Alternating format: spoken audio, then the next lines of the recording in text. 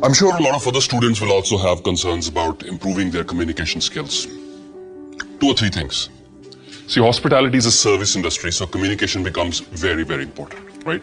Because you can solve guest issues, you can have so many issues which can be solved just by good communication, by proactive communication. So, but I'm sure even with students from engineering or business management, or regardless of what you field you are from, or some of you might want to become politicians tomorrow, right? And then this is a very important skill.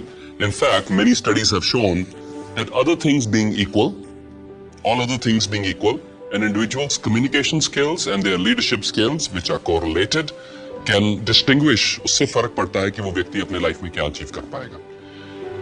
पहला मैं वहम ये दूर करना चाहता हूं that communication, good communication does not mean knowing the English language.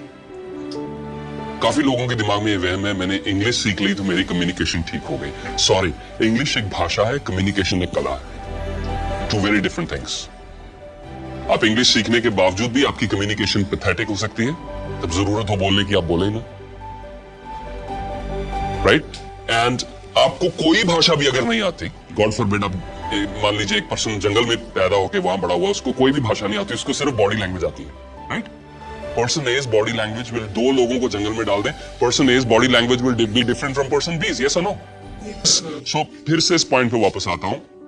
Communication is an art that can be learned, that can be developed. English is a language that can be learned. Now here's a problem there's a mistake that most people make. They learn words from the dictionary and they try to insert it wherever it's possible. और खास करके अगर दूसरों को impress करना है तो ऐसे heavy भारी भरकम शब्द ढूंढ लाओ, right? और उनको दूसरे को नीचा दिखाने के लिए बस वो डालते जाओ बीच में. दूसरा भी सोचेगा यार ये क्या वर्ड है, मेरी इसकी कम्युनिकेशन, इसकी इंग्लिश बहुत type. This is a misconception. आप पहले कला डेवलप करने पर सीखें, एंड आई विल सजेस्ट अपने मदर टंग में पहले कम्युनिकेशन की कला सीखें. Making eye contact, body language, voice tonality, being proactive, these sort of things. इनमें इंग्लिश होना जरूरी नहीं है. And side by side, if you want to improve your English, keep a journal. Keep a small notebook in which you're putting down difficult words. Train your brain on multiple fronts. Increase your reading. Are you reading at the moment? Are you writing at the moment? Do you write on a daily basis? Not in the class, not notes. Do you write something? Right. So if you're not reading, if you're not writing, are you watching something? Are you watching other good communicators on YouTube or somewhere else? Are you? Yes. Are you listening to audios? So brain has so many ways to receive information. Use all of them. Right? Communication is an art, just like a muscle, it can be developed. But I don't know who said this, but there's a famous quote which says, communication works for those who work at it. Communication works for those who work at it. If you will work at communication, you will get better. If you will work to improve the art of conveying your ideas, इस कला को अगर आप इस पे काम करते हैं, हार्ड वर्क करते हैं, मैं आपको एक लॉ से इंट्रोड्यूस करना चाहता हूं जो ना सिर्फ कम्युनिकेशन में, but in life, every field this law is applicable. It's called the law of paying the price. What's it called? The law of paying the price. I don't know, it's coming from Jack Canfield or Brian Tracy, one of those 2 gentlemen. The law of paying the price, which simply stated means this: if you want something, you must pay the price. Nothing is free. अगर आपको जीवन में कोई चीज चाहिए, you want to wear a nice branded suit, you want to go to a nice holiday, you want to buy a nice camera, whatever. जो चीज जितनी उसकी क्वालिटी अच्छी चाहिए होगी, उतने पैसे देने ज्यादा पड़ेंगे, राइट? बट लाइफ की इंप्रूवमेंट में पैसों की बात नहीं कर. कुछ लोग सोचते हैं पैसों से मैं सब कुछ अचीव कर लूंगा. Not gonna happen. मैं मुंबई में कुछ दिन ठहरा तो वहां एक जिम में मैंने बड़ा इंटरेस्टिंग एक दृश्य देखा कि शाम को एक बड़ा वीआईपी को पर्सन एक्सरसाइज करने के लिए आता था.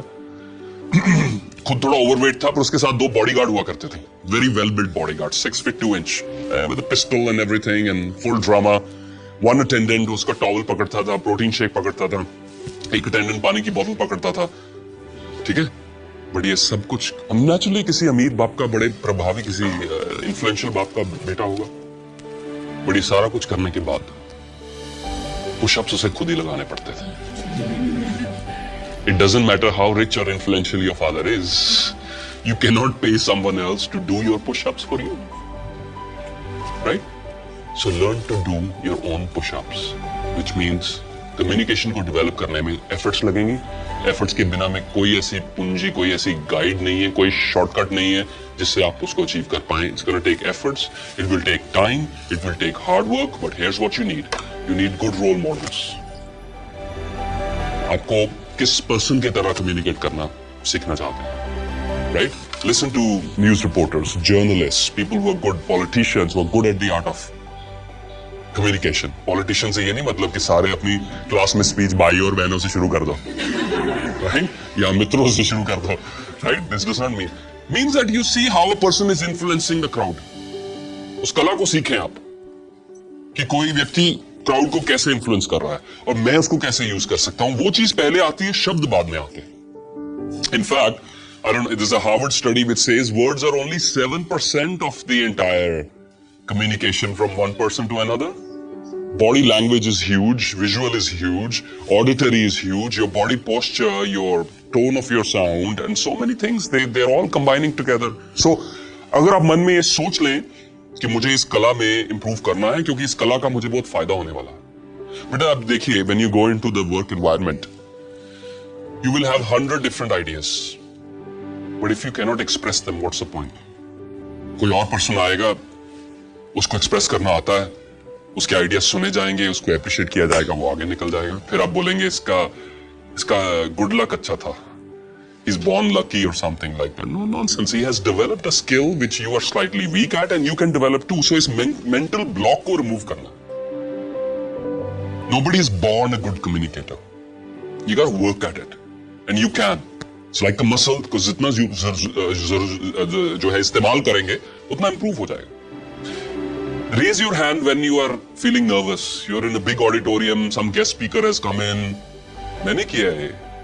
अगर आपको उस समय and the time comes any questions और एकदम जैसे वो कहते हैं ना, शांति हो जाती पूरे हॉल में. उस समय लग रहा है मेरे माइंड में है भी, मैं पूछूं ना पूछूं, उस समय raise your hand. The first time I raised my hand, my brain sat down. So my hand went up, my brain was shut down mode. ठीक है, वो क्वेश्चन ज्यादा भूल गया. But still ठीक बनो, अगली बार फिर से raise your hand. By the time you do it 3 or 4 or 5 times, I think another gentleman had a question. When I'm talking to people who are in positions of authority, higher station या position of authority में, तो मैं अपने आसपास से लोगों से communicate कर लेता हूं, बट जब किसी सीनियर पर्सन से या किसी पर्सन ऑफ अथॉरिटी से कम्युनिकेट करना है तब मुझे मुश्किल आती है. तो इस मुश्किल को ओवरकम करने का एक ही तरीका है, talk to more people who are in positions of authority. The more you will get comfortable. आपको भी लगेगा कि ये ऐसे दांत नहीं मारते हैं, ठीक है, ये भी इंसान है और ये भी बात सुनते हैं, अच्छा ये भी he is a normal human being. The more you do it, the more comfortable you'll get, and that's the only way. There's no shortcut around it. The best way is to make yourself uncomfortable. अपने आप को उन situations में डालें जहां आप uncomfortable हो रहे हैं, and you will emerge victorious, right? But if you remain in your comfort zone, मुझे वही करना है जो हमेशा से करता आया हूं, तो क्या मिलेगा? हाँ जी, nothing नहीं, कुछ सा मिलेगा. मैं वही करूंगा जो हमेशा से करता आया हूं, जो क्या मिलेगा? वही मिलेगा जो हमेशा से मिलता है. पागलपन की एक परिभाषा ये है, हमेशा से जो किया है वही करते जाओ और रोज जाके शाम को भगवान से प्रार्थना करो, भगवान मेरी किस्मत बदल दो. ऐसे नहीं होता. कवि ने खूबी लिखा है, खुदा ने उस शख्स के हालात कभी नहीं बदले, खुदा ने उस शख्स के हालात कभी नहीं बदले, ना हो जिसे ख्याल खुद अपने हालात बदलने का, ना हो जिसे ख्याल खुद अपने हालात बदलने का. आज आप आज सोच लें कि मुझे अपने हालात कैसे बदलने हैं in terms of improving my communication skills. मुझे 6 महीने बाद मिले with your efforts. Let's see where the results are. और एफर्ट्स के बिना कुछ नहीं होने वाला. Thank you.